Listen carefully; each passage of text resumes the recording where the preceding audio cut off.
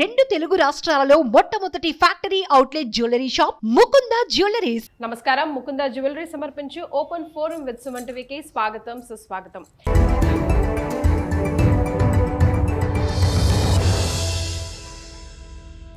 ఇవాళ ఓపెన్ ఫోరంలో మనం డిస్కస్ చేయబోయే టాపిక్ మిడిల్ క్లాస్ ఫ్యామిలీస్లో ఆర్థిక సమస్యలు. ఉన్న దాంట్లో సర్దుకుపోవడం ఎలా, జీవితం అనే ఈ సక్సెస్ఫుల్ నావాన్ని ఎలా ఈదుకుంటూ పోవడం. సో వీటికి చక్కటి సమాధానాలు తెలియజేయడానికి మనతో పాటు రమారావి అమ్మగారు ఉన్నారు. నమస్తే అమ్మా. నమస్తే అమ్మా. So as you can see కొంతమంది ప్రేక్షకులు గెస్ట్లు వెల్కమ్ టు స్టూడియో అండి అందరికీ. So they are going to shoot a questions at us. So మీ డైరెక్ట్ ఆన్సర్ కోసం దే ఆర్ వెయిటింగ్. తద్వారా సుమన్ టీవీ ప్రేక్షకులందరూ కూడా. Life is beautiful of course, but life is at the other side adjustments కదమ్మా. Adjustments లేనిది life లేనే లేదు. అయితే when it comes to family, financial, అది ఇంకా నెక్స్ట్ లెవెల్. అన్నీ ఇంకా దానితోనే స్టార్ట్ అవుతుంది. Interlinked relationship and money, financial issues అనేది. సో ఆ పాయింట్ని, ఇంటర్లింక్ని ఎట్లా చూడాలంటారు? మానవ సంబంధాలన్నీ ఆర్థిక బంధాలే అన్నారు. అంతే. వ్యాపార బంధంగానే ఉంటాయి. ఇవ్వడం, పుచ్చుకోవటం. ఇస్తేనే పుచ్చుకోగలుగుతాం. బార్టర్ సిస్టమ్ ఎప్పుడు కూడా ఆ సిస్టమ్ తోటే నడుస్తుంది.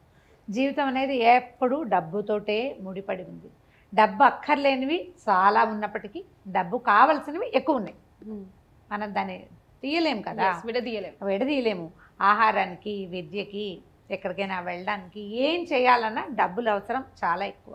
అయితే ఈ డబ్బు అనేది ప్రతిసారి ఎండమావిలాగా ఉంటుంది. అదిగో ఇక్కడిక్కడే ఉంది అన్నట్టు కనపడుతుంది. ఆ కాస్త వెళ్ళాక ఇంకో బారెడు దూరం కనపడుతుంది. ఇళ్ళు కొనటాలు, వస్తువులు కొనుక్కోటాలు, ఆస్తులు పెంచుకోవటాలు, పిల్లల్ని చదివించటాలు, ఫారిన్ డ్రీమ్స్, బయటికి వెళ్ళటం, డాలర్ డ్రీమ్స్ ఉంటాయి, అక్కడికి వెళ్తాలు.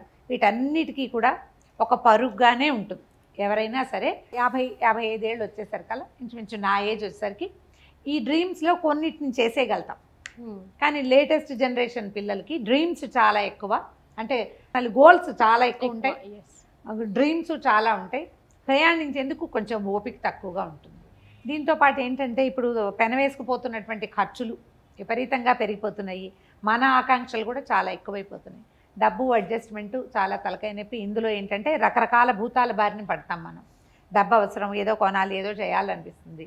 సులువుగా డబ్బు వచ్చే మార్గాలు కొన్ని కనపడుతూ ఉంటాయి, అవి చేసేస్తారు. ఆ తర్వాత అందులో ఇరుక్కుపోవచ్చు. అందులో అప్పులు చేసే విధానం ఉండొచ్చు, ఈఎంఐలు ఉండొచ్చు, కాల్ మనీ లాంటి వ్యవహారాలు ఉండొచ్చు, స్నేహితుల దగ్గర అప్పులు ఉండొచ్చు, క్రెడిట్ కార్డ్స్ ఉండొచ్చు. వీటిని ఎట్లా చేయాలి అంటే ఎప్పుడు కూడా ఎవరో ఒకళ్ళ సలహా తీసుకుంటూ ఉండాలి. అసలు ఏదైనా చెయ్యాలా వద్దా అనేది 4 సార్లు ప్రశ్నించుకుని కానీ ఆర్థికమైన వ్యవహారాల్లోకి ముందడుగు వేయకూడదు. కనీసం 1,00,000-1,50,000 సంపాదించేవాడు కూడా ఒక ఖర్చు చేసేటప్పుడు ఆలోచిస్తేనే చెయ్యాలి. అప్పు తీసుకునేటప్పుడు ఆలోచించాలి. ఒకళ్ళకి 2-3 సలహా అడిగి తీరాలి. ఏ సలహాలు లేకుండా చేసిన ప్రయత్నాలు సాధారణంగా వికటిస్తున్నాయి ఇప్పుడు. ఈ టెన్షన్లో పడి మనకు అసలే టెన్షన్ఫుల్ జీవితం వల్ల ఏంటి, మనకి డ్రైవింగ్ టెన్షన్, టైం ఒకటి టెన్షన్, ఈ 2 టెన్షన్లతోటి ఈ డబ్బు టెన్షన్ కనుక తోడైతే ఫస్ట్ ఆఫ్ ఆల్ మొట్టమొదటి వచ్చేది స్పాండిలైటిస్. హ్యాండ్ మూమెంట్ తగ్గిపోతుంది. డబ్బు భలే బిగదీసేస్తుంది వెన్నుని. మీరు గమనించండి, ఏ డాక్టర్ని అడిగినా కూడా మీకు ఆర్థిక సమస్యలు ఉన్నాయా అని అడుగుతారు ఫస్ట్. స్పాండిలైటిస్కి ప్రధాన కారణం డబ్బు సమస్యలు. అవి మానసికంగా మనని వెన్ను పట్టేస్తుంది. మన వెన్నే కదా మనకు ఆధారము. డబ్బులు అక్కడ పట్టేస్తాయి. డబ్బు సమస్య లేకుండా ఉండాలంటే కొంచెం ఆకాంక్షలని, పెద్ద వాటిని కాకుండా చిన్నవి పెట్టుకోవటం, వాటిని చిన్నగా కట్ చేయటం, గోల్స్ పెట్టుకుని ఈ సంవత్సరం ఇది, వచ్చే సంవత్సరం అది, అలా వెళ్ళాలి. కాకపోతే ఇప్పుడున్న సమాజంలో ఏంటంటే మొత్తం అన్నీ ఒకేసారి కావాలనిపిస్తుంది. చుట్టుపక్కల సమాజం పరిగెత్తేస్తుంది, మనం ర్యాబిట్ రేస్ లాగా ఉంటుంది. అది కొంచెం కష్టం. సో ఈ వర్డ్ వచ్చింది కాబట్టి వాళ్ళకి వదిలేస్తే మళ్ళీ మీరు నాకు దొరకరు. So I want to know మీరు ఈ స్టేట్మెంట్ని ఎలా సపోర్ట్ చేస్తారని. లైక్ ఎంత ఉంటే అంతే ఆలోచించాలి, అంతకు మించి ఆలోచించకూడదు అంటారు. అది కరెక్టేనా? Would you support that line? అంటే మనం వేతన జీవిన, మనం ఎట్లా, మనకి ఉద్యోగం ఉందా, వ్యాపారం ఉందా, దీన్ని బట్టి మన ఐడియాలజీ ఉండాలి. నీకు ఉద్యోగం ఉందంటే ఎంత ఉద్యోగం ఉంటుంది? ఖచ్చితంగా నెల తిరిగేసరికి ఇంత వస్తుంది, ఇంత కట్ అవుతుంది, మనకు తెలుసు కదా. మన కాగితం మనకి కనపడుతూనే ఉంటుంది, మన అకౌంట్లో మనకు కనిపిస్తుంది. దీన్ని బట్టి మన ఐడియాలజీ ఉండాలి. అప్పుడు మనం రెండో సంపాదన కానీ, స్పౌస్ తోటి సంపాదింపజేయటం కానీ, ఏదైనా చిన్న కుటీర పరిశ్రమ కానీ ఏదైనా పెట్టుకుంటే మనకి డబ్బు వచ్చే మార్గం ఉంటే ఐడియాలజీ పెంచుకోవచ్చు. వ్యాపారాలు ఉన్నాయనుకో, వీళ్ళకి ఎంత ఉంటే అంతే అన్న మాట ఉండదు. ఎందుకంటే వ్యాపారం ఎక్స్టెండ్ చేసేందుకు అవకాశం ఉంటుంది. వేతన జీవులకి ఎప్పుడూ అవకాశం తక్కువే ఉంటుంది, తక్కువగానే ఉంటుంది. వీళ్ళకి అంత పరిగెత్తేందుకు ఛాన్స్ మాత్రం ఆర్థిక స్థితి రాదు. దీనికి ఏం చేయాలి? భార్యాభర్త ఇద్దరూ సంపాదించాలి. అప్పుడు కూడా వీళ్ళు రెక్కలు విరిచేస్తాము అంటే కుదరదు, పూర్తిగా విప్పడానికి అవకాశం ఉండదు. ఒక 3, 4, 6 నెలలు చూసుకుని ఇది స్టేబుల్గా ఉంటుంది అని అనుకున్నప్పుడు కొత్త ఐడియాలజీ చేయొచ్చు. కానీ ఇదివరకు అట్లాగా ఎంత ఉంటే అంతే చేస్తాము అంటే ప్రస్తుత సమాజంలో ఎదగలేకుండా అయిపోతాం. ఎక్కడున్నావే గొంగళి అంటే నిన్న వద్దని నువ్వు వేసిన చోటే ఉన్నానని చెప్తూ ఉంటుంది. అది అలా ఉండకూడదు. కొంచెం ఐడియాలజీ మార్చుకోవాలి. ఎక్కడ పొదుపు చేయొచ్చో ప్లాన్ చేసుకుంటూ ఉండాలి. ఎప్పుడు కూడా మనీ మ్యాటర్స్, ప్లానింగే మ్యాటర్స్. డబ్బుల విషయంలో ఈ నెల మానేసిన ఖర్చు వచ్చే నెల కూడా మానేయగలమా లేదా అనేది మనం డిసైడ్ చేసుకోవాలి. కాగితం ఉండాలి ప్రతిదానికి. ఏ వస్తువు కొనాలన్నా లిస్ట్ ఉండాలి. ఈ లిస్ట్లెస్నెస్ తోటి కొన్ని రకాల షాపింగ్లు గీపింగ్లు చేస్తాం. ముందు పిల్లలు అడుగుతారు కదా, చూద్దాం, వీళ్ళకి చెప్తాం సమాధానం. Right. So first question please. అమ్మ మీ పేరు? నమస్తే మేడం, నా పేరు శోభారాణి అండి. నేను మారట్పల్లి నుంచి వచ్చాను. ఆడవాళ్ళు ఇంట్లో ఉండి డబ్బులు సంపాదించేటువంటి మార్గాలు బోల్డ్ ఉన్నాయండి. ఇప్పుడు ఆడవాళ్ళు ఇంట్లో ఉండేది తక్కువేనమ్మా, శాతం తక్కువగానే ఉంది. ఎవరో మరి చాలా చిన్న చదువులు, అర్లీ మ్యారేజెస్ అయిన వాళ్ళు ఇళ్లలో ఉంటున్నారు. కానీ కొంచెం యంగ్స్టర్స్, చదువుకున్న వాళ్ళు అయితే ఏవో రకరకాల మార్గాలు వాళ్ళ చదువు వల్ల వాళ్ళకి ఎలాగూ కనపడతాయి. అవి కాకుండా ఇప్పుడు ఎలీప్ లాంటి సంస్థలు బోల్డని నేర్పిస్తారు. వీళ్ళకేం రాదు, ఏదో గ్రాడ్యుయేషన్ చేశారు, పెళ్ళైపోయింది, పెద్దగా ఏమీ బయటకు వెళ్ళే స్కోప్ లేదనుకోండి, ఇంట్లో కూర్చుని ఎన్ని రకాలైనా చేయొచ్చండి. వంట చేయొచ్చు, పచ్చళ్ళు చేయొచ్చు, అప్పడాలు వడియాలు చేయొచ్చు. ఎవరి పిల్లలనైనా 2-3 గంటలు అట్టే పెట్టుకోవచ్చు. ట్యూషన్స్ చెప్పచ్చు కొంచెం చదువుకుని ఉంటుంటే. మెషిన్, టైలరింగ్ లాంటివి చేయొచ్చు, ఫ్యాషన్ డిజైనింగ్ చేయొచ్చు, చిన్న పొన్న కంప్యూటర్ కోర్సులు చేస్తే వాటి మీద ఉద్యోగాలు చేసుకోవచ్చు. ఇంట్లో నుంచి హోమ్ ట్యూషన్స్ ఎంత పెద్ద బిజినెస్సో, ఇప్పుడు ఎంత మంచి అవకాశమో చాలా మందికి తెలుసు. ఆన్లైన్లో కూడా అవుతున్నాయి. నేను మా బిల్డింగ్లోకి ఇంజనీరింగ్ చదివిన పిల్లలు, 2 ఆడపిల్లలు వస్తున్నారు ట్యూషన్ చెప్పడానికి. 5th, 7th క్లాసుల దాకా మ్యాథమెటిక్స్ ఈజీగా చెప్పేస్తారు. ఇంజనీర్ రంగా అమ్మాయి అంటే ఇంటర్మీడియట్ అయ్యాకే కదా, నెల తిరిగేసరికి ఒక 4,000 రూపాయలు. వాళ్ళ చేతి ఖర్చులకి ఎక్కడికి వెళ్ళక్కర్లా. టైం వేస్ట్ చేసుకోకుండా ఆడవాళ్ళు ఎంతసేపు యూట్యూబ్లోనో ఇన్స్టాలోనో ఏదో ఒకటి చూసుకుంటూ, వంట చేసుకుంటూ, చేసిన పనే చేస్తూ, ఇప్పుడు ఓసీడీలో ఒక సమస్యగా ఉన్నాయి. తెగ తుడుస్తారు, తెక్కడుగుతారు. ఎంత తుడిచినా ఎంత కడిగినా మన ఇంద్రభవనం ఇంతే ఉంటుంది. చిన్నిల్లే కదా. ఇప్పుడు అమ్మాయి ఏదైనా సంపాదించాలనుకుంటే దానికి దేవేంద్ర భవనం ఉండదు, సామాన్యమైన ఇల్లు. విపరీతంగా కడిగి తుడిచి ఓసీడీలు అవి ఉన్నవాళ్ళు కూడా ఏదైనా పని చేస్తే అవి తగ్గిపోతాయి. అది పెద్ద ప్రాబ్లం. ఇప్పుడు ఎగ్జాక్ట్లీ విపరీతంగా చేస్తారు. ఎంతసేపు కొత్త తిండి ప్రయత్నాలు చేస్తారు. దాని బదులు సంపాదన ఆలోచిస్తే ఏవైనా చేయొచ్చమ్మా. మీకు యూట్యూబ్ నిండా బ్రహ్మాండమైన అవకాశాలు కనిపిస్తాయి. ఎక్కడెక్కడ ఉద్యోగాలు ఉన్నాయి, ఎక్కడెక్కడ ఏమేమి పనులు చేయొచ్చు, కొన్ని పనులు నేర్చుకోవచ్చు. కొన్ని అద్భుతమైన సంస్థలు ఉన్నాయి నేర్పించేవి. ఎలాంటి కొత్త కోర్సులతోటి స్వయం సిద్ధలుగా ఆడవాళ్ళు ఉండొచ్చో వాళ్ళు నేర్పించి చూపిస్తారండి. మంచి అవకాశాలు ఉన్నాయి ఇవాళ రేపు. ఇంట్లో కూర్చోవద్దు, నేను ఇంట్లోనే ఉంటాను, నాకు ఉండటమే ఇష్టం అనేవాళ్ళు మగవాళ్ళని కాల్చుకు తినేస్తారు. పైగా మీరు ఇండిపెండెంట్గా ఉండే అవకాశం ఉన్నప్పుడు ఎందుకు డిపెండెన్సీలోకి వెళ్ళాలి అనిపిస్తుంది నాకు. మీరు ఇంకోటి ఏదైనా చేసుకుంటారు, ఇంట్లో పని చేసుకుంటారు, ఎవరికైనా సహాయం చేస్తారంటే అదేం చేయటం లేదు. ఫ్యామిలీ సొసైటీ చాలా చిన్నది. ఫ్యామిలీలో పెద్దవాళ్ళని చూడాల్సిన వాళ్ళు కొంతమంది ఉంటారు కదండి. అత్తగారులో, మావగారులో, ఇళ్లల్లో పెద్దవాళ్ళు ఉండిపోతారు, వాళ్ళని చూసుకోవాలి. పిల్లలు వెంటనే పిల్లలైతే పిల్లల్ని చూడాలి. కొంతవరకు చూసి రోజులో కొంత సమయాన్ని వినియోగించుకునే అవకాశాన్ని వాడుకుంటే ఈ ఆర్థిక సమస్యల నుంచి బయటపడగలుగుతారు. ఇప్పుడు నేను ఒక 10 చెప్పానండి, ఎలీప్లో 100 ఇస్తారు. ఏదో ఒక అవకాశాన్ని తీసుకోవచ్చు కదా. మనం ఇప్పుడు మరీ 50s వచ్చాక ఇప్పుడు ఆర్థికంగా ఏదైనా చేయాలా, ఏదో ఒక ప్రయత్నం చేయాలంటే వాళ్ళ శక్తి మేరకు చేయగలుగుతారండి. ఆరోగ్యాలు సహకరించవు. చిన్నపిల్లలు అనుకోండి 30sలో ఏదైనా చేయొచ్చు. ఎన్ని రకాల మేకింగ్లు ఉన్నాయమ్మా, బ్యాగ్ మేకింగ్ దగ్గర నుంచి. ఈవెన్ ఆన్లైన్ సేల్స్ కూడా ఉన్నాయి కదా. ఆన్లైన్ సేల్స్ ఉన్నాయి, double sales, commission based sales, అన్ని రకాలుగాను ఆడవాళ్ళు ఎవరు సమయం వృధా చేసుకోవట్లేదు నేటి జనరేషన్. ఇవాళ రేపు ఈ పాలియేటివ్ కేర్ ఇది ఒకటి విన్నారా మీరు? పెద్దవాళ్ళకి సహాయం చేయడం. హాస్పిటల్స్లోకి అక్కడికి వెళ్ళి చేసేది ఫారిన్ కంట్రీస్లో కనపడుతుంది. మనమే ఇంట్లో ఖాళీగా ఉన్నాం, మధ్యాహ్నం కాస్త ఖాళీగా ఉంటాం, పక్కింట్లో వెనకింట్లో ఎవరైనా పెద్దవాళ్ళు ఉంటే వాళ్ళకి వెళ్ళి సహాయం చేసి వాళ్ళ దగ్గర నుంచి కూడా మీరు మనీ ఎర్న్ చేయొచ్చు. నాకు తెలిసిన 2 అమ్మాయిలు ఈ పని చేస్తున్నారండి. చాలా సింపుల్. ఇలా ఒక వీడియోలో చెప్పిన తర్వాత అమ్మాయి చిన్నపిల్లల్ని చూసుకోండి అని చెప్తే, పిల్లల్ని చూడాలంటే చాలా కష్టము, పెద్దవాళ్ళు సాయంకాలం వెళ్ళి ఆయనకి ఏదో భగవద్గీత వీడియో పెట్టిన ఆయనకి వీడియోలు ఆన్ చేసుకోవడం రాదు. 2-3 hours వాళ్ళ ఇంట్లో స్పెండ్ చేస్తారంటే సాయంకాలం రొట్టెలు చేసి పెట్టి వచ్చేస్తుంది. పిల్లలు ట్యూషన్కి వెళ్ళిన 2 hours ఆ అమ్మాయి వాళ్ళతో స్పెండ్ చేస్తుంది. వాళ్ళ అబ్బాయి అమెరికా నుంచి 4,000 పంపిస్తారట ప్రతి నెల అమ్మాయికి. మీ పిల్లల్ని నేను చదివిస్తానమ్మా, మంచి స్కూల్లో చేర్పించండి, సంవత్సరానికి ఇంతనే డబ్బులు పంపిస్తాను, మా నాన్నని మాత్రం చూసుకోండి.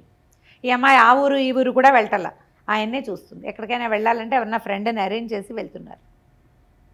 సంపాదన మార్గం చూడండి. పిల్లల చదువుకి మంచి అవకాశం కనపడింది కదా. చాలా బాగుంది.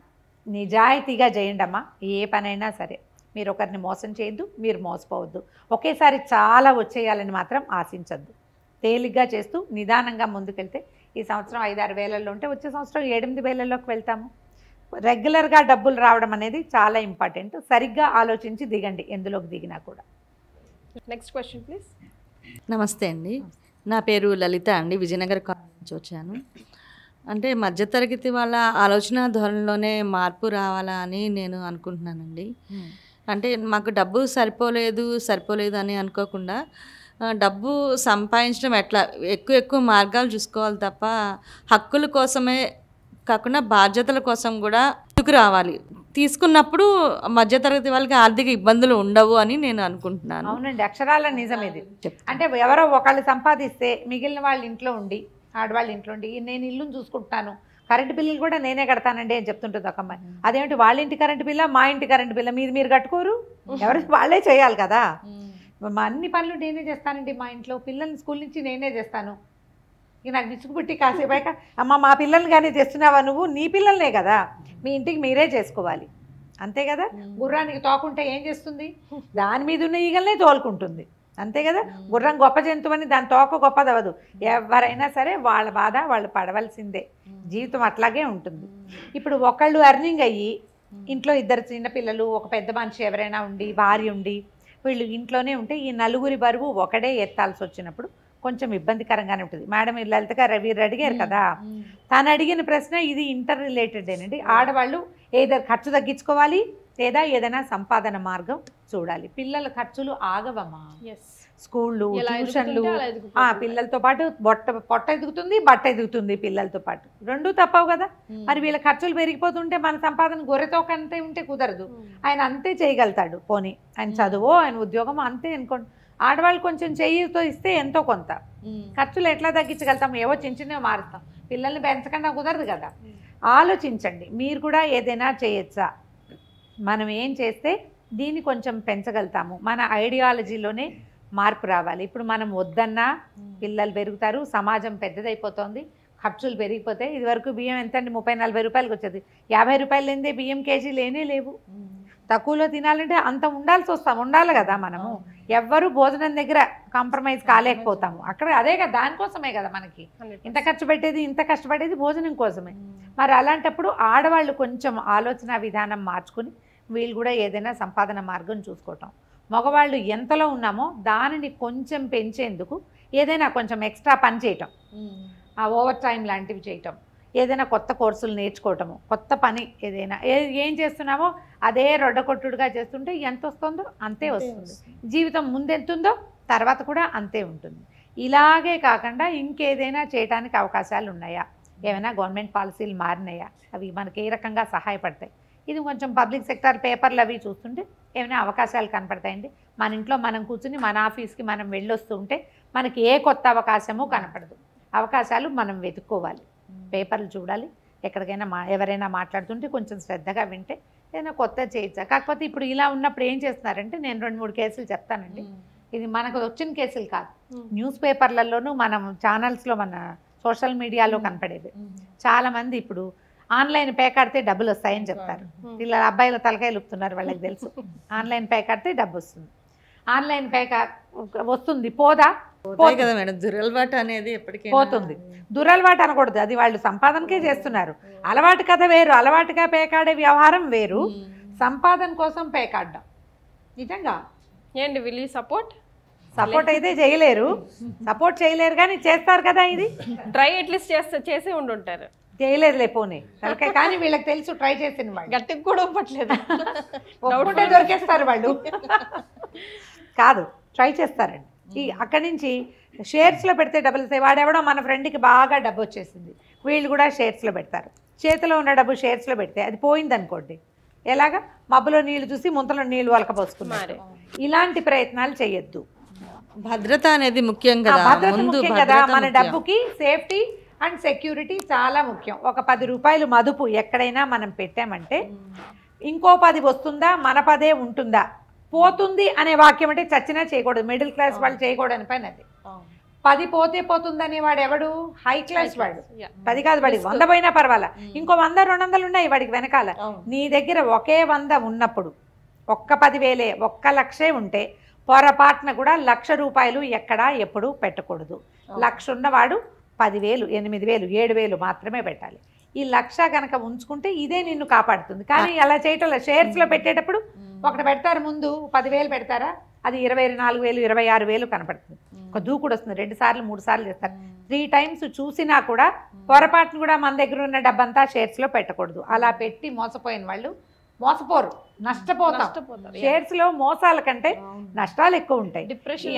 తర్వాత మీరు డబ్బంతా పోగొట్టేస్తారు. ఈ 1,00,000 పోయింది, ఈ లోపల ఏదో అనారోగ్యం వస్తుంది, ఏదో పెద్ద ఖర్చు వస్తుంది, ఏదో అవసరం వస్తుంది, డబ్బు అప్పుడు అప్పుకెళ్తారు ఇమీడియట్గా. లేదా ఆ డబ్బులు ఇంట్లో చెప్పకుండా తీసారనుకోండి, ఆ డబ్బులు రీప్లేస్ చేయడానికి మీరు అప్పు చేయాల్సి వస్తారు. ఫ్రెండ్స్ని ఇన్వాల్వ్ చేసేస్తారు, వీళ్ళు దొరికిపోతారు. ఫ్రెండ్స్ వాళ్ళకి ఇబ్బంది కదా, అందరూ ఒకలాంటి వాళ్ళే ఉంటారు. సాధారణంగా ఒకే జాతి వాళ్ళు ఫ్రెండ్స్గా ఉంటుంటారు, అంటే ఒకే లెవెల్ సంపాదన అంతే. అన్ని ఎగ్స్ ఒకే బ్యాగ్ లో పెట్టద్దు అన్నట్టుగా డబ్బులన్నీ కూడా ఒకే చోట ముదుపు చేయడం వల్ల కూడా చేయకూడదు, లాస్ అనే భయం కూడా రావచ్చు. ఖచ్చితంగా ఇది ఎప్పుడు ప్లాన్ ఏనండి. చెయ్యండి ఎలా అమ్మ, ఇంకో స్టెప్ ముందు వెళ్ళడం. ఇప్పుడు రిస్క్ అంటే 1,00,000 వాడికి 1,00,000 రిస్క్ కాదు, 1,00,000 వాడికి 10,000-15,000 రిస్క్ అంతే.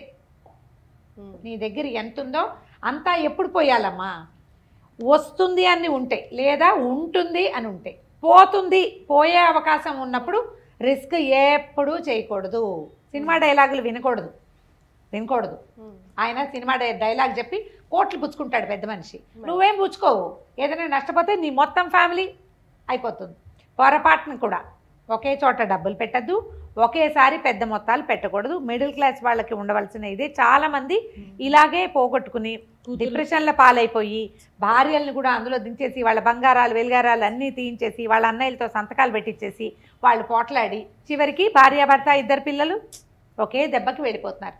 ఎన్ని జరుగుతాయోనమ్మా. రిస్క్ ఎలా తీసుకోవాలంటే, నీ దగ్గర 100 ఉంటే అందులో 10% పోయినా పర్వాలేదు, 10 సంపాదించుకోగలవు. 1,00,000 సంపాదించగలమా? ఇది కదా మనం ఆలోచించాలి. మీరు 10 సార్లు చేసినా సరే షేర్స్లో పెట్టేటప్పుడు ఎక్కువ మొత్తం పెట్టకూడదు, ఇది రూల్. 1 రూపాయి లాస్ అవ్వకుండా మనం సేవ్ చేసినప్పుడు అది సంపాదించిన దానికన్నా ఎక్కువ అవుతుంది కదమ్మా. ఎక్కువే. సేవింగ్స్ ఎప్పుడు సంపాదన కంటే పెద్దది. Right, next question please. నమస్కారం మేడం, నా పేరు మీనా. మేము ఇద్దరం భార్యాభర్తలు ఇద్దరం సంపాదిస్తే కూడా మాకు 50,000 వరకు వస్తుంది.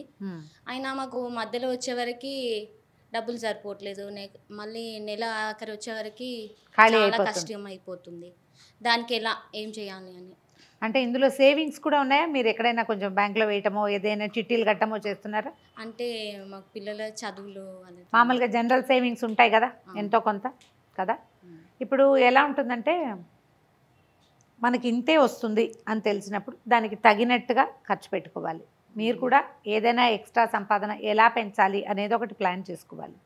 ఈ ఖర్చులు మీరు చిట్టీలు లాంటివి కట్టేటప్పుడు 1,00,000 రూపాయలు 2,00,000 చీటీలు కట్టేస్తే ఇందులో నుంచి 10-12 వేలు తీసేస్తారు.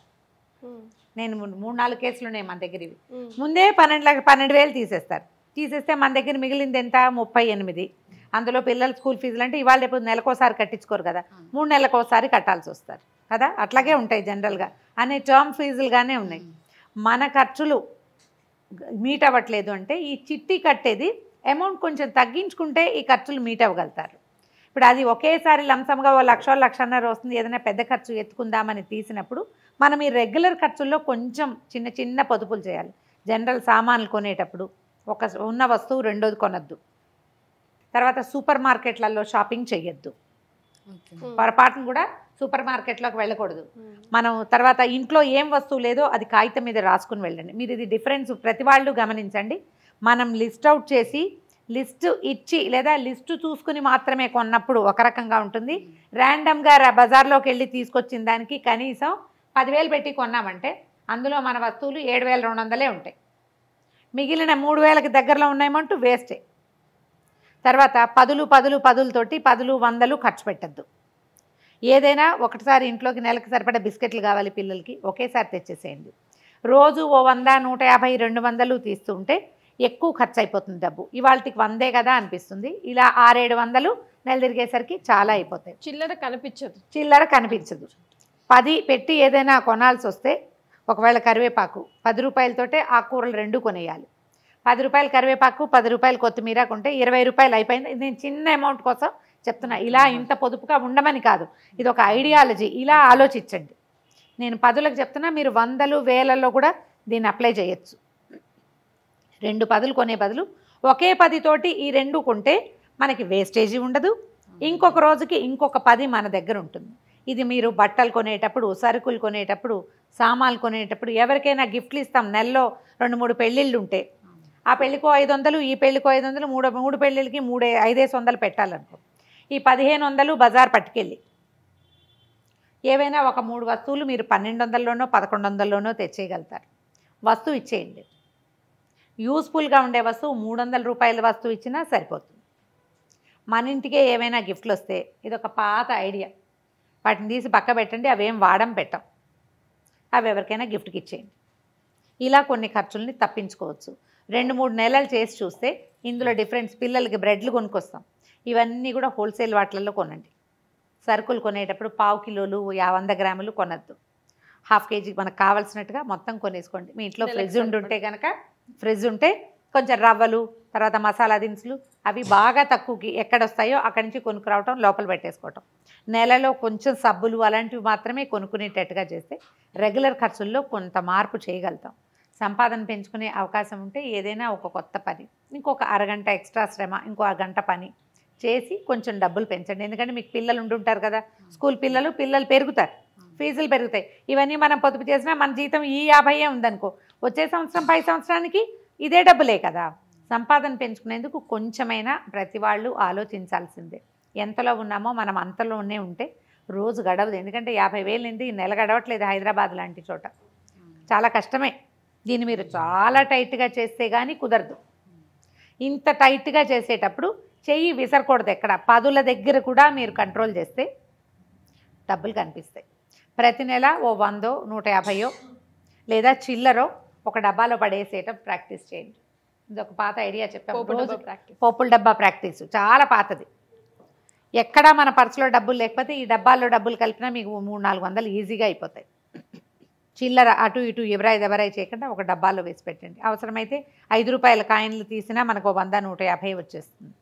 కొంచెం ప్లాన్ చేస్తే మీకు అంత టైట్ అవ్వకపోవచ్చు, ఒక మాదిరి టైట్గా ఉంటుంది. కానీ సంపాదన మాత్రం తప్పకుండా పెంచుకోవాల్సిందే. పిల్లలు కాలేజ్ గోయింగ్ కిడ్స్ వస్తే కనుక వాళ్ళతో 2-3 చిన్న పిల్లలకి ట్యూషన్ చెప్పించండి.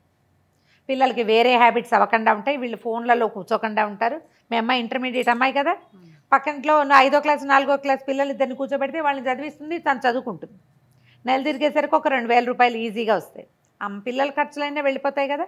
పిల్లలకి ఈ మిడిల్ క్లాస్ వాళ్ళు అంటే ఇలా 50, 60, 70 వేలే వచ్చే వాళ్ళకి కొంచెం పెద్ద పిల్లలు ఉంటే కనుక ఈ ప్రాక్టీస్ చాలా మంచిది.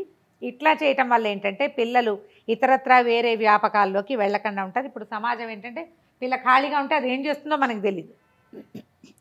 అందులో నీ పిల్ల మా పిల్ల తేడా లేదమ్మా, అందరి పిల్లలు ఒకటే రకం. అది పెద్దింటి పిల్ల చిన్నింటి పిల్ల, డబ్బులు తక్కువ ఎక్కువ ఏ తేడాలు లేవు. పొరపాట్లు చేయడానికి, తప్పటడుగులు వేయడానికి ఇది మంచి సమయం. వాళ్ళకి చేతి నిండా పని పెట్టండి, వాళ్ళ పని వాళ్ళు చేసుకుంటారు, మీ పని మీరు చేసుకోవచ్చు. ఇలా ట్రై చేస్తే కొంచెం బెటర్మెంట్ మనం సాధించగలుగుతాం. Okay, right. Next question please. నమస్తే మేడం, నా పేరు ఉషా, నేను టీడీ కాలనీ నుంచి వచ్చాను. యాక్చువల్గా ఇది ఒక బర్నింగ్ ప్రాబ్లం అండి. ఇప్పుడు అసలు మిడిల్ క్లాస్ అనే దాన్నే లెవెల్ని పెంచేసిన ప్రాబ్లం. ఎందుకంటే లాస్ట్ ఒక 10 years నుంచి ఈ సాఫ్ట్వేర్లో పిల్లలు చిన్న వయసు 20 ఏళ్ళు 21 ఏళ్ళు వచ్చేసరికి వాళ్ళకి వేలల్లో లక్షల్లో జీతాలు వచ్చేస్తున్నాయి. సో వాళ్ళ లైఫ్ స్టైలే మార్చేస్తున్నారు. సో వాళ్ళ లైఫ్ స్టైల్ మారిపోతుంటే మిడిల్ క్లాస్ లైఫ్ స్టైల్ కూడా మారిపోతుంది. అప్పుడు ఎందుకంటే వాళ్ళు ఏది పడితే అదే కొనేస్తున్నారు, డబ్బులతో ఏమైనా చేసేస్తున్నారు. సో ఈ మిడిల్ క్లాస్ లెవెల్ వాళ్ళు దాన్ని అందుకోలేకపోతున్నారు. సో ఇంతలాగా ఇలా పెరిగిపోతూ ఉంటే వీళ్ళ ఈ న్యూ జనరేషన్ వాళ్ళ ఖర్చులు ఆడంబరాలు అనుకునేవి ఇప్పుడు అవసరాలుగా మారిపోయాయి. ఇదేదో సినిమాలో మారిపోతున్నట్టు చంద్రముఖి గంగా చంద్రముఖిలా మారిపోతున్నట్టు ఆడంబరాలన్నీ అవసరాలుగా మారిపోయాయి ఈ కాలంలో. సో ఇది ఎక్కడికి దారి తీస్తుంది? బర్నింగే ఆపగలమా దీన్ని? మనం ఆపలేము. ఒక 15-20 ఏళ్ళ నుంచి సాఫ్ట్వేర్ ఉద్యోగాలు మొదలైనాయి. ఇటీవల కాలంలో 10 ఏళ్ళ నుంచి చూసుకుంటే ఇంకా మీసాలు రాలేదు వాడికి, కొంచెం లేత మీసాలు, ఇంకా అమ్మ స్పూన్తో అన్నం పెడుతుంటుంది. సడన్గా వాడికి 50 లక్షల జీతం, ₹1 కోటి ప్రకటించింది. అదేమిటో కంపెనీ గూగుల్ 2 కోట్ల జీతంతో ఓ పిల్లాడిని తీసుకుంటే 22 ఏళ్ల వాడిని ఎంత పిండితే, ఎంత చావ చంపితే వాడికి ఆ డబ్బు వస్తుంది కంపెనీ వాడికి. వాడు ఎంత నలుగుతాడు, ఎంత స్ట్రెస్. వాడితో పాటు వాడి కుటుంబం మొత్తం పైకి ఎక్కేస్తుంది కదండి. వాడు 2 కోట్ల నెల జీతంతో వాడు ఏం చేసేస్తాడో, ఏమైపోతాడో, తర్వాత ఎలా ఉంటాడో. పాపం 30 రాకుండానే బట్టతలు వస్తుంది, 30 రాకుండానే వాడికి బీపీ వస్తుంది, అన్నీ వచ్చేస్తాయి. చేయగలుగుతారు కొంతమంది, చేయలేరని కాదు, కొంతమంది కనపడుతున్నారు. కాకపోతే ఏంటంటే ప్రతి ఇంజనీరింగ్ పిల్లవాడికి అది రాదు, ప్రతి ఐఐటిఎన్కి అది రాదు. కొంతమందికి వస్తుంది, చాలా కొద్దిమంది. మిగిలిన వాళ్ళందరికీ కూడా ఈ మన ఏమంటారు క్యాంపస్ సెలెక్షన్స్ వచ్చేస్తున్నాయి. తర్వాత 2 ఏళ్ళకి 3 ఏళ్ళకి హైప్ కనపడితే ఉద్యోగాలు మారిపోతూ ఉంటారు. చాలా గంటల సేపు పనిచేసే పిల్లలకి 25,000, 40,000 కనిపిస్తాయి జీతాలు. ఈ సాఫ్ట్వేర్ వాళ్ళకి అవకాశం ఉంది, ఇప్పుడు వాళ్ళకి కోట్లు వస్తాయి. అంటే వాళ్ళు ఇప్పుడు వాళ్ళకి అలా డబ్బులు దొరికేస్తున్నాయి చేతికి. వాళ్ళు ఇప్పుడు ఎంత వీక్ అంతా వాళ్ళు ఎంత కష్టపడి ఎంత చేసినా వీకెండ్ వచ్చేసరికి వాళ్ళకి చాలా ఈజీ అయిపోతుంది. సో వాళ్ళు ఏది పడితే అది కొనేస్తున్నారు. ఏది పడి కొనేసినా ఆటోమేటిక్గా రేట్లు పెరుగుతాయి. మిడిల్ క్లాస్ వాళ్ళకి చాలా ప్రాబ్లం అయిపోతుంది.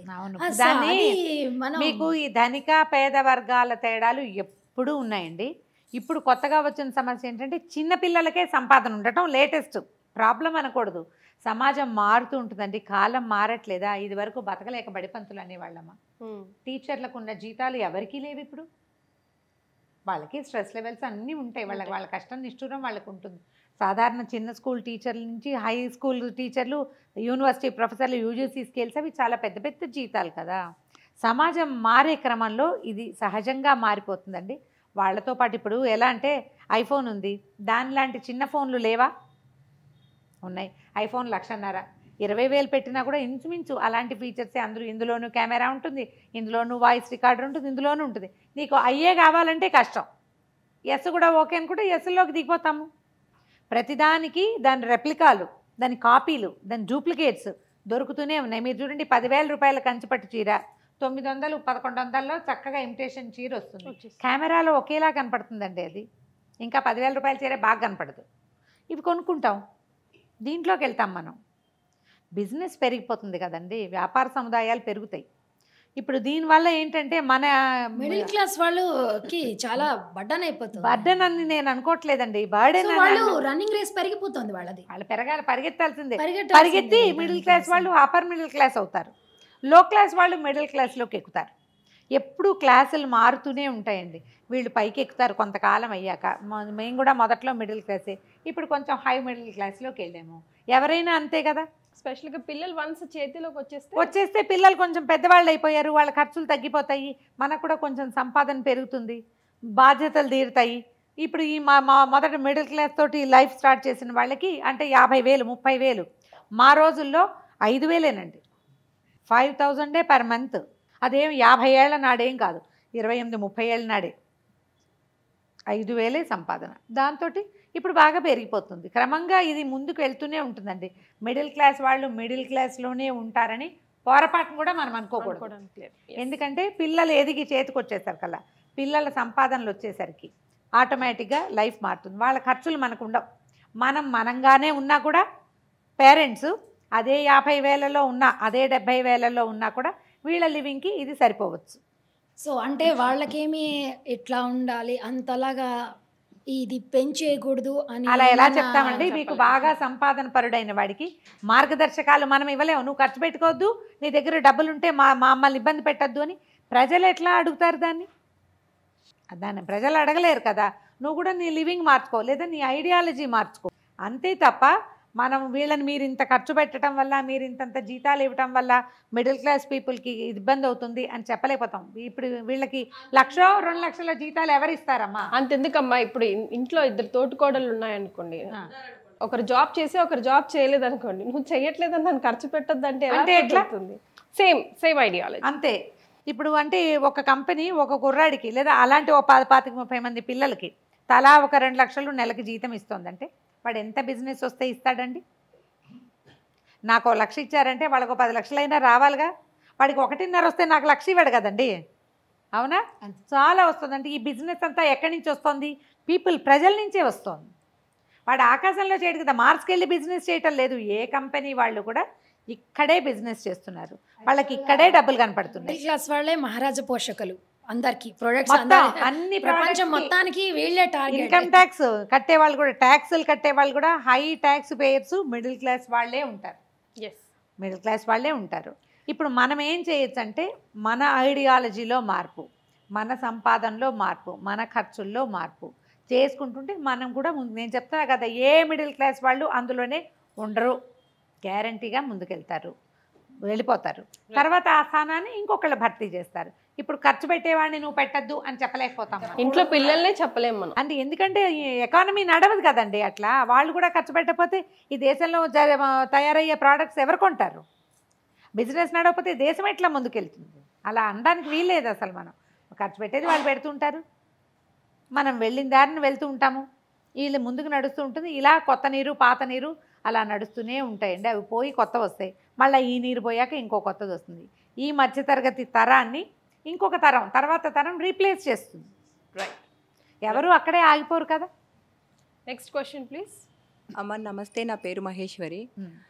నెలకు 5,000 రూపాయలు సేవ్ చేస్తామండి. దాన్ని ఎందులో ఇన్వెస్ట్ చేస్తే రిటర్న్స్ వస్తాయి? ఇది మంచి ప్రశ్న. ఎవరైనా బ్యాంకర్లు అయితే చాలా మంచి సమాధానం చెప్తారు దీనికి. బ్యాంక్ వాళ్ళు ఎవరితోటైనా చెప్పించాలి. ఇవి ఎలా 5,000 చేస్తామంటే గవర్నమెంట్ పాలసీలు కొన్ని ఉన్నాయి, పోస్ట్ ఆఫీస్ లాంటి వాటిలలో మదుపు పెట్టుకోవచ్చు. తర్వాత ఏమో మ్యూచువల్ ఫండ్స్ లాంటి వాటిలలో పెట్టచ్చు. ఎవరిదైనా సహాయం తీసుకోవాలి దానికి. ఇప్పుడు 5,000 చిట్ లాంటివి కడితే మీ డబ్బులు మీ చేతిలో ఉండకుండా చిట్లోకి వెళ్తే గవర్నమెంట్వి చాలా ఎస్టాబ్లిష్డ్గా ఉన్న చిట్టీస్ కనుక కడితే మంచిది. ప్రైవేట్ చిట్టి వాళ్ళ దగ్గరికి వెళ్ళకూడదు. ప్రైవేట్ చిట్స్ తోటి ఏంటంటే మనకు కొంచెం సేఫ్టీ తక్కువ. వాళ్ళు మన కజిన్సే అయ్యుండి, మన చుట్టాలే, మనం రోజు చూసే షాప్ కీపరే, అలా అయితే చేయొచ్చు. కానీ ఒక చిన్న గ్యాంబ్లింగ్ మాత్రం ఉంటుంది అందులో, పూర్తి సేఫ్టీ లేదు, మనం నమ్మలేకపోతాం. అప్పుడప్పుడు ఈ కట్టే వాళ్ళలో ఒకటి తిరిగిపోవచ్చు, లేదా కట్టించుకున్న వాళ్ళే తిరిగిపోవచ్చు. ప్రైవేట్ చిట్టీదారులు ఎగేసిపోయినవి 3 కోట్లు 5 కోట్లు 11 కోట్లు ఎన్ని కేసులు వస్తాయో పేపర్లలో. అయినా కూడా చిట్టీలు ఆగడాలి, అవి నడుస్తూనే ఉంటాయి. మా ఇంటి చుట్టుపక్కలే 5-6 ఉన్నారు, చక్కగా సేఫ్గా 10-12 ఏళ్ళ నుంచి నడుస్తూనే ఉన్నారు. ఎస్టాబ్లిష్డ్గా ఉన్న వాళ్ళని ఎవరైనా చూసుకోవచ్చు. కానీ గవర్నమెంట్ సహాయంతో నడిచేవి, బాగా పబ్లిక్లో ఎక్కువ ప్రాచుర్యం పొందినవి, 15 సంవత్సరాల కంటే ఎక్కువ వయసు ఉన్న కంపెనీలోనే వేసుకోవాలి. లేదా మనం బ్యాంకుల్లో మ్యూచువల్ ఫండ్స్ లాంటి వాటిల్లో కూడా పెట్టుకోవచ్చు. పోస్ట్ ఆఫీస్లో కూడా ప్రతి నెల ఇంత అమౌంట్ అని వేస్తే పిల్లల పేరుతోటి, ఆడపిల్లలు ఉంటే కనుక సుకన్య పథకాలు, అవి మంచి మంచి పథకాలు ఉన్నాయి. ప్రతి నెల ఆడపిల్లల పేరుతోటి వేయచ్చు. ఒక 5 ఏళ్ల పాప ఉండా 10 ఏళ్ల పిల్లలున్నా, ఏజ్ ఆడపిల్లలు ఉన్న వాళ్ళు ఆ ప్లాన్ చేసుకోవచ్చు. అమ్మాయిలకి ఇంకొంచెం ఎక్కువ వస్తుంది. అలాంటివైనా గవర్నమెంట్ కూడా కొన్ని మన ఏమంటారు గవర్నమెంట్ బ్యాంక్స్లో కూడా ఆడపిల్లలకి మంచి పథకాలు ఐడియాస్ ఉన్నాయి. గోల్డ్లో ఇన్వెస్ట్ చేయొచ్చు రమ్మగారు. ఒక 6 months అలాగే 5,000 పోగు చేసుకొని అట్లా. ఇదివరకైతే అమ్మమ్మలు నానమ్మలు అలాగే చేసేవారంట. అమ్మ వాళ్ళు కూడా ఎంత అమౌంట్ ఉంటే అంత అమౌంట్ అంత కాసు కొనుక్కోవచ్చు. బంగారం కూడా అంటే ఇప్పుడు మన సంపాదనని బట్టి కదా. 5,000 అమౌంట్ చెప్పున్నారు. పోస్ట్ ఆఫీస్లో వేయడం వల్ల మంచిది అంటున్నారు. మంచిది. చాలా మనకి మంచి రిటర్న్స్ వస్తాయి అంటున్నారు. మంచి రిటర్న్స్ వస్తాయి, పూర్తి safety first of all. Thank you. ఆడపిల్లలు ఉంటే ప్రత్యేకమైన పథకాలు ఉండే, అది చూసుకుని ప్లాన్ చేసుకుని కొంచెం మాట్లాడుకుని వెళ్ళి కనుక్కుని నిదానంగా. మొత్తం 5,000 మాత్రం ఒక చోట పెట్టకండి, అట్లా పెట్టకూడదు. ఒకవేళ బంగారం కొందలుచుకుంటే నెలకో 1000 పక్కన పెట్టి ఓ 2 గ్రాములు అయ్యే వరకు, అంత డబ్బులు అయ్యే వరకు చూసుకోవడం. చిన్న బంగారం కొనుక్కుంటే అమ్మాయిలకి బంగారం అవసరం ఉంటుంది, ఎంతో కొంత కావాలి కదా, మాది పూర్తి బంగారం కాకపోయినా. కానీ 5,000 బంగారంలో పెట్టడం కానీ 5,000 పోస్ట్ ఆఫీస్లో పెట్టడం కానీ అంత మంచిది కాదు. చోట పెట్టద్దు, స్ప్లిట్ చేసుకుంటే సేఫ్. ఓకే అమ్మా, థ్యాంక్ యూ. నమస్కారం. ఒక మిడిల్ క్లాస్ అబ్బాయి ఒక 8 hours వర్క్ చేసి మళ్ళీ ఎట్లాంటి పార్ట్ టైం జాబ్ చేస్తే అతనికి మంచిది? అతను ఎలాంటి చదువుకున్నాడో దాన్ని బట్టి. కెమెరా వాళ్ళు అనుకో, కెమెరా ఒక చోట పని చేస్తాం, ఇంకెక్కడైనా బయట పనులు చేసుకోవటం, అలాంటివి కెమెరా పని చేయొచ్చు. ఈవెంట్స్లో చేయొచ్చు, ఈవెంట్స్కి వాటికి పని చేసుకోవచ్చు. తర్వాత మీరు ఏదైనా కంప్యూటర్కి సంబంధించినవి చేస్తే ఆన్లైన్ కంప్యూటర్ జాబ్స్ ఎన్ని దొరుకుతాయో కోకొల్లలు. టీచింగ్ ఒకటి చాలా బెస్ట్, చాలా మంచిది. మీరు మనకేవో కొన్ని కోర్సెస్ సీలు ప్లస్లు అలాంటివి బోల్డ్ ఉన్నాయి కదా, ఇవాళ రేపు చిన్నపిల్లలు కూడా వచ్చు, లేడీస్కి రాదు, ఆడవాళ్ళకి ఇళ్లలో ఉండే పెద్దవాళ్ళకి రాదు, వాళ్ళు అవి నేర్చుకునేందుకు కూడా ఒక ప్రత్యేకమైన ఇది కావాలి. ఇప్పుడు నేనున్నానా ఒక 7-8 ఏళ్ల క్రితం నాకు అసలు కంప్యూటర్ అంటే డమ్ తెలీదు, నాకు అవసరమే ఉంది, నేను లాంగ్వేజ్ కదా. మా అక్కయ్య గారి కోడలు వచ్చి ఒక 4-5 రోజుల పాటు వరుసగా వచ్చి చెప్పింది నాకు, అత్తయ్య కనీసం ఇది 5,000 రూపాయల కోర్సు మీకు ఫ్రీగా చెప్తున్నాను. నేను తన దగ్గర నేర్చుకున్నాను, నేను మెయిల్స్ చేస్తాను రెగ్యులర్గా, నాకు అలాంటి అవసరాలు ఉన్నాయి కదా, మీరు అలాంటిది ఒక యాడ్ ఇచ్చి మీరు కంప్యూటర్ నేర్చుకోవాలనుకుంటున్నారా, నేను ఇంత చిన్న అమౌంట్తో నేర్పిస్తాను, అలాంటివి కూడా చేయొచ్చు, చిన్న చిన్న వర్క్షాప్స్ చేయొచ్చు. ప్రధానమైనది ఏంటంటే సంపాదించాలి ఎక్స్ట్రా, ఇంకేదైనా సరైన పందాలో అన్న ఐడియా ఉంటే మీకు ఆన్లైన్ ఎన్ని అవకాశాలు కనపడతాయో. కానీ చూస్ చేసుకునేది మాత్రం కొంచెం వైజ్గా, తర్వాత ఏమనాలి, నిజాయితీగా చూస్ చేసుకోవాలి. ఈజీగా వచ్చే డబ్బు ఎప్పుడూ నిలవదు, పైగా ఈజీ మనీ ప్రాబ్లమ్స్ క్రియేట్ చేస్తుంది. కొంచెం టైం స్పెండ్ చేసి డబ్బులు సాధిస్తే కనుక అవి నిలబడతాయి ఎప్పుడు కూడా. ఏ కోర్స్ అయినా చేయొచ్చు. ఆడపిల్లలు అయితే ఇంకా వాళ్ళు ఎన్నైనా నేర్చుకోవచ్చు. మెహందీ డిజైన్స్ అని, హెయిర్ స్టైల్స్ అని, అసలు అవకాశాలు చాలా ఉన్నాయి, చాలా ఉన్నాయి. ఏదైనా మార్గం మనసుంటే మనం ఒకవేళ సాధారణ డిగ్రీ అనుకుందాం, నీ సంగతి, నువ్వు ఏదైనా కొత్త కోర్సులు నేర్చుకోవచ్చు. కొంచెం ఖర్చు పెట్టుకుని కాస్త ఖర్చు పెట్టి నేర్చుకుంటే కనుక ఇప్పుడు ఈ టైం మిగిలిపోతున్న ఒక 3-4 గంటల సమయాన్ని మీరు ఆ కొత్త కోర్సులు నేర్చుకుని దాని మీద ఏదైనా వర్క్ చేసుకోవడానికి కూడా వాడుకోవచ్చు. ఇవి సాధారణంగా పిల్లలందరూ చేస్తూనే ఉన్నారమ్మా. కాకపోతే ఒకటి ఉంది, ఎంతసేపు చూస్తూనే ఉంటారు, వింటూనే ఉంటారు, వాగుతూనే ఉంటారమ్మా. ఎక్కడికైనా వెళ్ళేటప్పుడు కూడా ఎందుకో ఆ పిచ్చి వాగుడు వాగుతుంటాం, ఏదైనా ఉపయోగపడేది ఎందుకు వినకూడదు వీళ్ళు అనిపిస్తుంది. ఏదో ఒక 10-15 వేలు తెచ్చుకుంటారు ఆడపిల్లలు కూడా, నేను చాలామందిని చూస్తాను. ఇక పక్క నుంచి బళ్ళు పోతూనే ఉంటే వీళ్ళు ఇట్లా పోతూనే ఉంటారు పక్కకి. ఎందుకంత టైం వేస్ట్ చేయాలి, ఎంత కాలక్షేపం ఎందుకు, ఎప్పుడు ఎవరో ఒకళ్ళ సోదులు చూసే బదులు ఉపయోగపడేది ఏదైనా, ఇందులో కొన్ని ఇంట్రెస్టింగ్వి మంచి ఉపయోగపడేవి ఉన్నాయి, నేను కాదన్ను, మేము కూడా అదే చేస్తున్నాం కదా, మనం చేసేది అదే. యూట్యూబ్ చూడొద్దని చెప్పలేకపోతున్నాను నేను చేసే పని అదే కాబట్టి. కాకపోతే దీనికి ఒక టైం లేదా, ఒక లిమిట్ లేదా, దీంతో ఏమైనా మీకు ₹1 వస్తుందా, ఎప్పుడు అది ఆలోచించండి. ఇవాళ 8 గంటలు యూట్యూబో ఇన్స్టావో ఏదో లేకపోతే ఫేస్బుక్కో సోషల్ మీడియా బోల్డ్ ఉన్నాయి కదా, ఈ మొత్తం గుంపులో ఇవాళ రోజంతా పడుకునేటప్పుడు ఒక్కసారి అమ్మాయిలు అబ్బాయిలు యంగ్స్టర్స్ ఆలోచించండి, దీనివల్ల నాకేమొచ్చింది. మా ఫోన్లో చెప్పేస్తుంది మా ఈరోజు సోషల్ మీడియా నువ్వు ఎంతసేపు చూసావు అన్నది వీ కెన్ సీ, అది తెలుసు కదా మీ అందరికీ. ఓకే చెప్తుందా, మీరు పడుకునేటప్పుడు ఆలోచించుకోండి. ఇవాళ నేను విన్న ఈ రకరకాల సమాచారాలు, రకరకాల వ్యవహారాలు, వాళ్ళు ఇళ్ళు వీళ్ళ వాకిళ్ళు, వాడు ఎక్కడికో వెళ్ళారు వీళ్ళు ఎక్కడికో పోయారు, ఈ చెవికి ఇవి పెట్టుకోవచ్చు, మొహానికి తోముకోవచ్చు, బొచ్చడి చూసేస్తాము, అన్నీ అవే. వీటిలో నుంచి నీకు గుర్తున్న ఒక్క అంశం జ్ఞాపకం చేసుకో పడుకునేటప్పుడు, నీకు ఉపయోగపడేది, నీకు వచ్చే ₹1 ఏదైనా ఒక్క విషయం నాకు ఉపయోగపడేది ఉందా అని. ఉపయోగపడేది లేదు అని జెన్యున్గా నిజాయితీగా మీకు అనిపిస్తే ఇంకా ఆ పని చెయ్యొద్దు. ఫోన్ ఇదంతా చూశాక మీకు సాటిస్ఫాక్షన్ లభించిందా, తలనొప్పి కాకుండా ఆలోచించండి. ఒకవేళ నాకు ప్లెంటీ ఆఫ్ హ్యాపీనెస్ వచ్చింది వాళ్ళు ఎవరినో చూడడం వల్ల అని అనుకుంటే ఇక నీకు ఎప్పుడూ నీ సొంత సంతోషం ఉండదు, ఎవరినైనా చూసి అవో నువ్వు అక్కడే ఆగిపోతావు. అంతే అంతే. అలా చేయకుండా ఒక్కసారి మిమ్మల్ని మీరు చూసుకోండి. యంగ్స్టర్స్ అందరూ కూడా ఇప్పుడు మాలాంటి వాళ్ళు ఇక్కడ కూర్చుని బోలెడన్ని కబుర్లు చెప్తాం, కానీ జీవితంలో సాధించాల్సింది మేం కాదు, మేము ఆల్రెడీ సాధించేసి ఇంకా సాధించుకుంటూనే ఉన్నాం మేము కదా. సాధించవలసింది, సంపాదించవలసింది, మీకు కావలసిన మొత్తం సముదాయాన్ని, వస్తు సముదాయాన్ని మీకు అందించవలసింది ప్రపంచం కాదు, ఈ సోషల్ మీడియా కాదు, మీకు మీరు. మీకు మీరే డబ్బులు ఎట్లా సంపాదించాలి, మనని మనం ఎలా డెవలప్ చేసుకోవాలి అనేది మీకై మీరు ఆలోచిస్తేనే ఇది కుదురుతుంది. ఎన్ని సలహాలు చెప్తే ఏం ప్రయోజనం అండి, సొంతంగా లేనప్పుడు కాలక్షేపం చేస్తూ ఉంటే. ఆ ఉపయోగం లేని పనులు చేయకుండా టైం వేస్ట్ చేయదు నాన్న, ఏదైనా 2-3 అవర్స్ స్పెండ్ చేసి చదువుకో. ఒకవేళ నువ్వు గ్రాడ్యుయేషన్ అయితే పోస్ట్ గ్రాడ్యుయేషన్ చేయి, దానివల్ల నీకు ప్లస్ అవుతుంది. ఇప్పుడు చాలా అవకాశాలు ఉన్నాయి, ఆఫీస్లో పనిచేస్తూ కూడా చక్కగా చదువుకోవచ్చు. పోస్ట్ గ్రాడ్యుయేట్ అయితే ఇప్పుడు చేస్తున్నది కాకుండా ఇంకొంచెం బెటర్ జాబ్, బెటర్ లివింగ్ నీకు వచ్చేస్తుంది. చిన్నవాళ్ళు అయితే మీకు చాలా అవకాశాలు ఉన్నాయి. ఇప్పుడు ఇంతంత పెద్ద అయ్యాక మేమేం బెటర్ అయిపోతాం, ఏదో అవుతూ ఉంటాం మెల్లిమెల్లిగా, కానీ చిన్నపిల్లలకి అవకాశాలు ఎక్కువ ఉంటాయి కదా. 30-35 వచ్చేదాకా ట్రై చేయొచ్చు.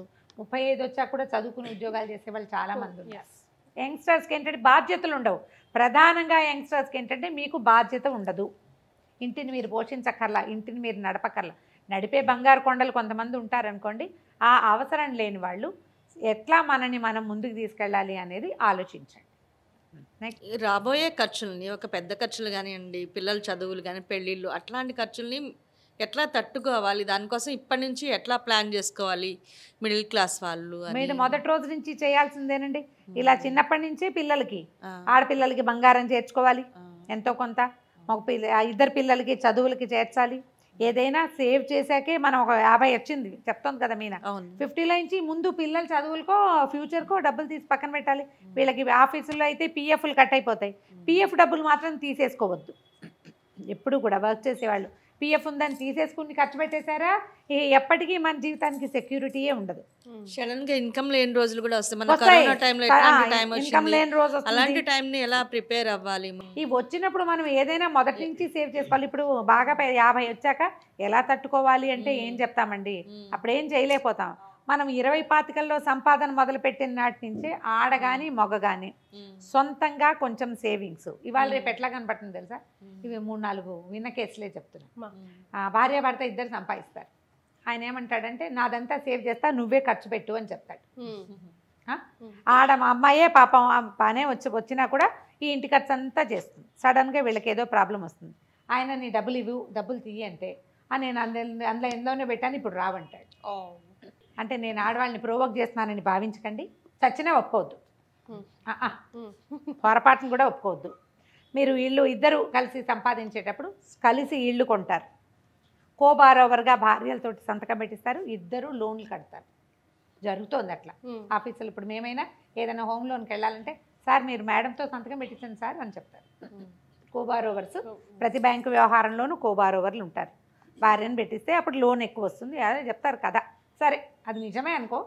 అయితే ఇలా ఇచ్చేటప్పుడు ఇంట్లో ఖర్చు పెట్టేటప్పుడు ఆడవాళ్ళు ఖచ్చితంగా పుట్టింటికి ఇవ్వడానికో నువ్వు ఖర్చు పెట్టుకోవడానికో కాదు, ఫర్ ఫ్యామిలీ సేక్, కుటుంబం కోసమే ఖచ్చితంగా ఎవరి సేవింగ్స్ వాళ్ళకి ఉండి తీరాలి. మీ స్పౌజ్ని, భార్యని కానీ భర్తని కానీ అడిగే హక్కు మీకుంది. మీరు విడిగా నువ్వేం సేవ్ చేస్తున్నావు, ఫ్యామిలీ సేవింగ్స్ కాకుండా నీది నువ్వు ఏం సేవ్ చేసుకున్నావు అని అమ్మాయి అబ్బాయి ఒకరినొకరు అడగచ్చు, ఒకరికొకరు చెప్పాలి కూడా. ఓపెన్గా క్లారిటీగా ఉండాలి. నీ దగ్గర సేవింగ్స్ ఉన్నాయి తీయి, అవి వాళ్ళని వాడించేసేద్దామని మాత్రం చూడబోకండమా. అది మీ ఫ్యామిలీని క్రైసిస్లోకి తీసుకెళ్తుంది. ఈ వెనకాలన్న సేవింగ్స్ సడన్ ఖర్చుల నుంచి రేపొద్దున రాబోయే ఫ్యూచర్లో ఏదైనా ప్రమాదవశాత్తు ఇద్దరికి అనకూడదు కానీ ఉద్యోగాలు పోవచ్చు, అలాంటి పరిస్థితి ఉంది కదా. ఇప్పుడు విదేశాల్లో వచ్చేసింది, మనకు కూడా ఇక్కడ తుమ్మితే ఊడిపోయే ఉద్యోగాలు. భర్త పేరుతో ఇల్లు కొంటారు మేడం, అది భార్యమో లోన్ కడతా ఉంటుంది. అట్లాంటి సందర్భంలో కూడా కోబారోవర్గా నువ్వు సంతకం పెట్టు 50-50 కడదామంటే నా పేరు ఉందా లేదా అని ఆడవాళ్ళు అడగాల్సిందే. దాని మీద కొట్టుకు చచ్చిపోతారు, చాలా పోట్లాట అవుతుంది. అయినా సరే ముందు జాగ్రత్త చాలా మంచి జాగ్రత్త చాలా అవసరం. రేపొద్దున ఏదైనా ప్రాబ్లం అయితే ఇరుక్కునే బదులు ఇది మాత్రం అడగండి. లేదా కొంతమంది ఎలా చెప్తారు, మనం ఇది నా పేరు మీద కొందాం, నెక్స్ట్ టైం తీసుకునే దాన్ని నీ పేరు మీద కొందాం. అలా కూడా కొంచెం జాగ్రత్తగా ఉండండి అమ్మా. ఇలాంటి వ్యవహారాల్లో మీదంటూ కొంత సేవింగ్స్ ఉంచుకోండి. తల్లి వైపు ఆడపిల్లలు వాళ్ళ అమ్మ వైపు తమ్ముడికో అన్నయ్యకో లేకపోతే అక్క చెల్లెలు పెళ్ళికో వాటికో డబ్బులు ఇస్తూ ఉంటారు. ఇది లెక్కపత్రం లేకుండా ఇవ్వబోకండి. దీనికి ఒక లెక్క, ఒక అకౌంటు, మీరు ట్రాన్స్ఫర్ చేసినట్టు ప్రూఫ్స్ ఉంచుకోండమ్మా. ఈ రోజున ఇలాంటి పిచ్చి మాటలు చెప్పడం నాకు చాలా సిగ్గుగా అవమానకరంగా అనిపిస్తుంది, కానీ చేయాల్సిందే ఇట్లా.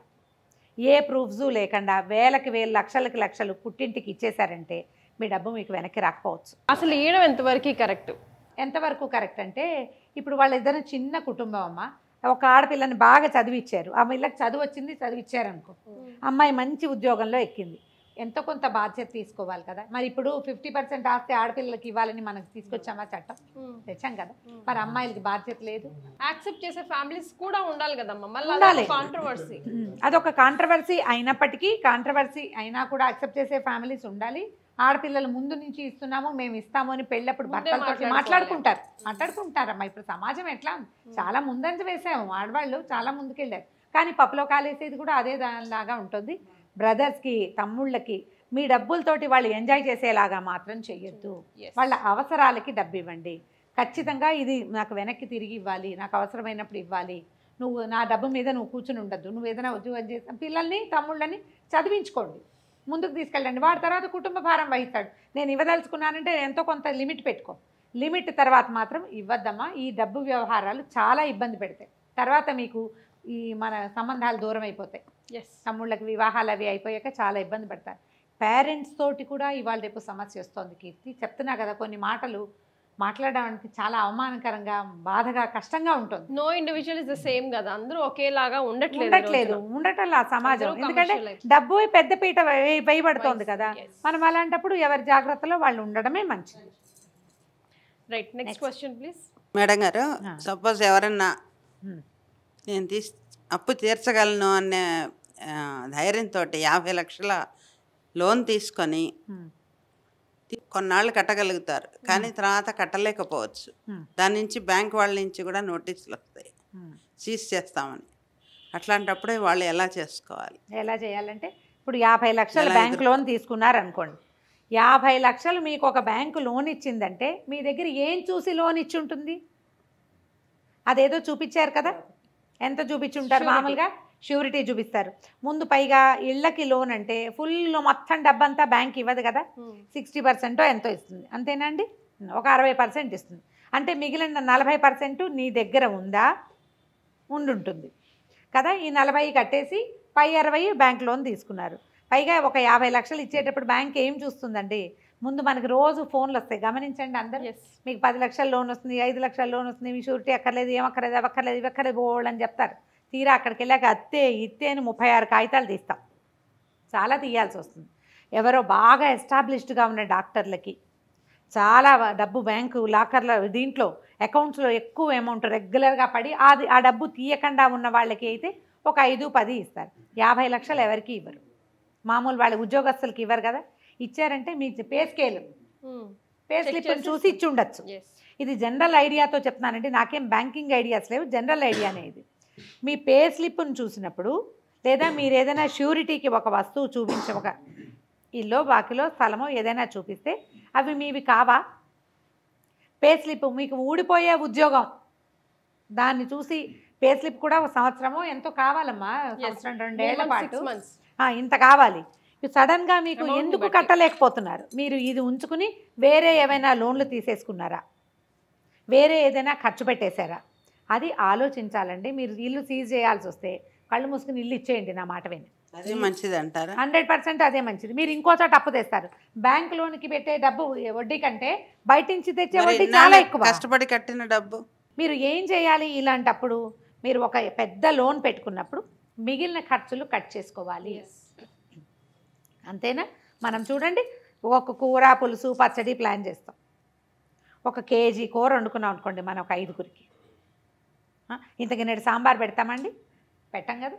గిన్నె సాంబార్ చిన్నది, కొంచెం ఆవకాయ ఉన్నా సరిపోతుంది. పెరుగు ఒక 2 గరిటెలే ఉన్నాయి, దాన్ని ఏం చేస్తాం మనం? మజ్జిగ చేసి నీళ్ళు పోసి వేసుకుంటాం. ఇది ప్లాన్ చేస్తామా?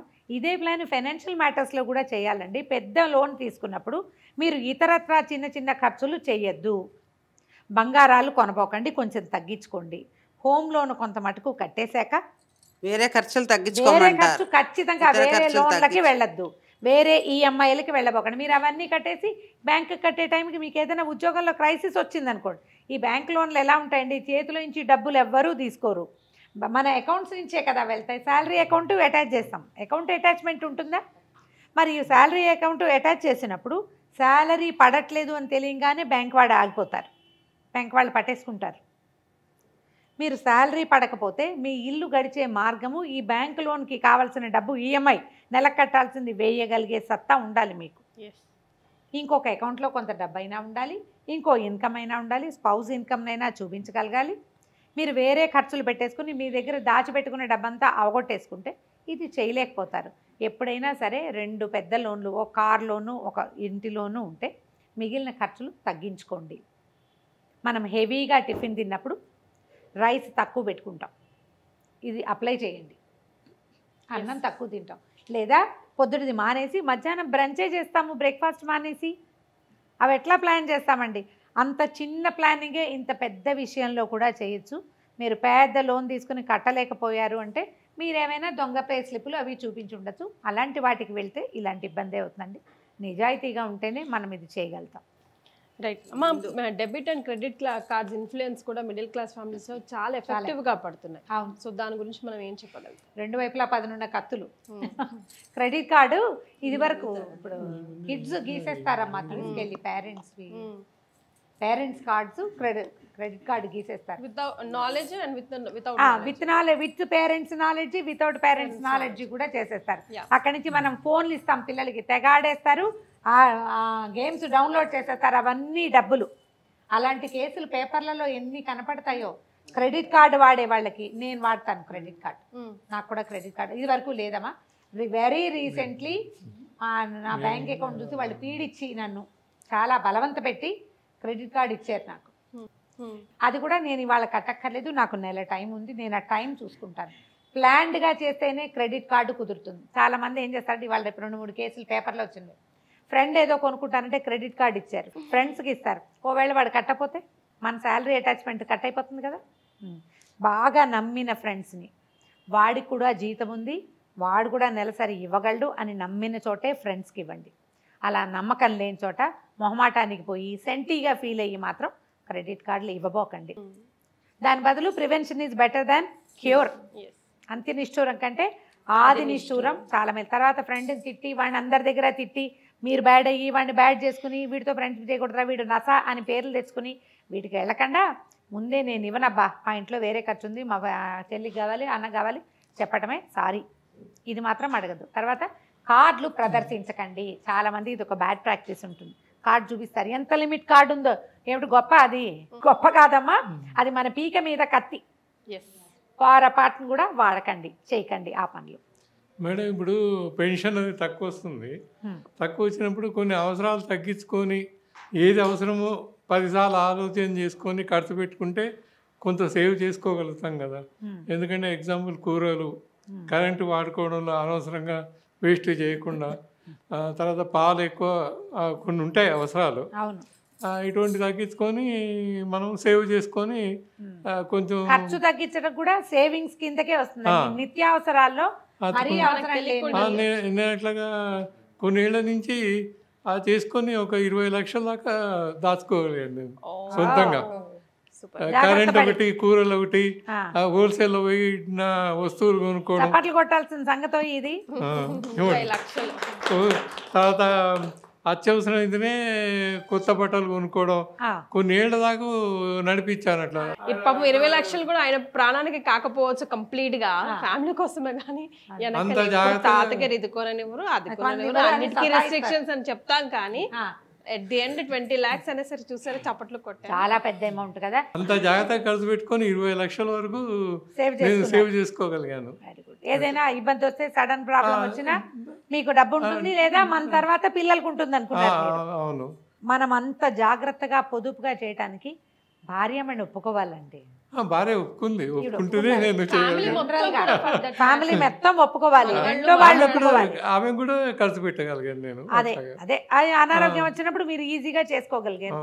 అవసరం ఉండకుండానే బట్టలు కొనేసుకుంటామండి, ఇది వరకు పండక్కే కొనుక్కునేవాళ్ళు. కాదు, ఇప్పుడు ఏంటంటే కొంతమంది ఏం చేస్తారు, అవసరం ఉన్నా లేకపోయినా ఆ వస్తువులు కొనడమే. అవసరమైన వస్తువే చేయాలంటే లిస్ట్ చేయటం అండి. లిస్ట్ ఎప్పుడు లిస్ట్లోనే ఉండాలి. లిస్ట్ దాటి ఒక్క వస్తువు కూడా మనం కొనకూడదు. ఈ ప్లాన్ లో ఉన్నారా, చాలా మటుకు కుదురుతుంది. మీరు సేవ్ చేసింది ఇప్పుడు హోల్సేల్లో బట్టలు తెచ్చుకోవటం, హోల్సేల్లోనే సరుకులు తేవటం, హోల్సేల్లోనే ఏమైనా చేయటం. ఎక్కడికైనా వెళ్ళేటప్పుడు మనం ఒంటరిగా ప్రయాణాలు అయితే ఎక్కువ ఖర్చు అయిపోతుంది. ఎప్పుడు కూడా మన డబ్బు మన చేతిలో ఉన్నంత వరకే మనది. ఒకసారి బయటకంటూ వెళ్ళాక అది ఎప్పటికీ మనకి తిరిగి రాదు. వస్తు రూపంలో ఒక్కొక్కసారి తిరిగి వస్తుంది, ఒక్కోసారి తెచ్చిన వస్తువు ఉపయోగపడకపోవచ్చు కూడా. వైజ్గా స్పెండ్ చేయాలి ఎప్పుడు కూడా. ఈ వైజ్ స్పెండింగ్ ఏంటంటే, మీరు సేవ్ చేసింది ఇవాళ ఖర్చు పెట్టని డబ్బు సంపాదించినట్టే. ఇవాళ ఒక 100 రూపాయలు మిగిల్చుకున్నాము అంటే మనం 100 సంపాదించినట్టు. ఈ జ్ఞప్తితోటి కనుక మనం ప్రవర్తిస్తే చాలా బాగుంటుంది జీవితం. సంపాదన మార్గాలు కూడా ఇప్పుడు అవకాశాలు చాలా వచ్చినాయి. రిస్క్ ఎక్కువగా ఉన్న వాటి జోలికి వెళ్ళకుండా జాగ్రత్తగా, తెలివిగా, నిజాయితీతోటి కనుక మీరు ఏదైనా ప్రయత్నం చేస్తే సంపాదన మార్గాలు చాలా పెరిగినాయి. ఇప్పుడు అవకాశాలు పెరిగాయండి. ఆడవాళ్ళకి అవకాశాల కోసం మనం ఏలీప్ నుంచి ఒక వరకు వీడియో చేశారు, కానీ మళ్ళీ ఇంకొకసారి ఆ సంస్థ వారితోటి మాట్లాడిస్తారు. అవి కూడా చూడండి, అమ్మాయిలకి ఉపయోగపడతాయి. అబ్బాయిలు యంగ్స్టర్స్ అయితే వాళ్ళది ముందు ఖర్చులు తగ్గించుకోండి. ఐడియాలజీ ఏంటంటే మన ఫ్రెండ్ దగ్గర పెద్ద వస్తువు ఉంది, మన దగ్గర అదే ఉండాలని అనుకోవద్దు. ఎప్పుడు కూడా ఫ్రెండ్ వస్తువుని చూసేటప్పుడు ఫ్రెండ్ సంపాదన లేదా వాళ్ళ దగ్గర ఉన్న డబ్బు మన దగ్గర ఉన్నది కొంచెం ఆలోచించి వైజ్గా చేయండి. ఇందులో ఏంటంటే మనం సర్దుకోవటము, మనం తగ్గిపోవటము అని అనుకోవద్దు. తెలివిగా ఉండటం, అది మనకి ఏది అవసరమో ఎంత అవసరమో అంతే ఖర్చు పెడితే కనుక మనం ఆర్థిక సమస్యల నుంచి స్లోగా ఒకే రోజులో బయటపడలేకపోతాం, కానీ నిదానంగా బయటకు వచ్చేస్తాము. ఎప్పుడు కూడా డబ్బు, తెలివి ఇవి రెండు పక్కపక్కనే ఉండాలి, రైలు పట్టాల్లాగా. ఇలా ఉంటేనే మన జీవితం బాగుంటుంది. Right. On this note thank you so much అమ్మా for giving us such valuable time. And మీ అందరికీ కూడా థ్యాంక్ యూ సో మచ్ అండి. సో ఫ్రెండ్స్, చూశారు కదా ఇవాల్టి ఓపెన్ ఫోరం. మళ్ళీ వచ్చే వారం కలుద్దాం. నమస్కారం. 2 తెలుగు రాష్ట్రాలలో మొట్టమొదటి factory outlet jewellery shop Mukunda jewelleries.